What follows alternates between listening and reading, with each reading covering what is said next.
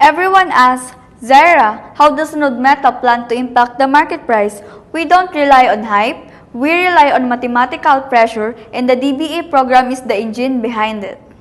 Here is the market reality. In a decentralized economy, just $50,000 of sell pressure can drop a token's price by 10 times. So what happens when you reverse that? Our DBA program is structured to inject $5.55 million in pure buying pressure over 90 days. Practically speaking, this is a potential 1,110 times impact on the ecosystem.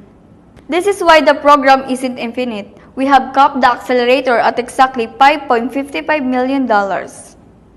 Once this volume is reached, the 20% bonus doors close forever. We do this to protect the token value for the early adopters.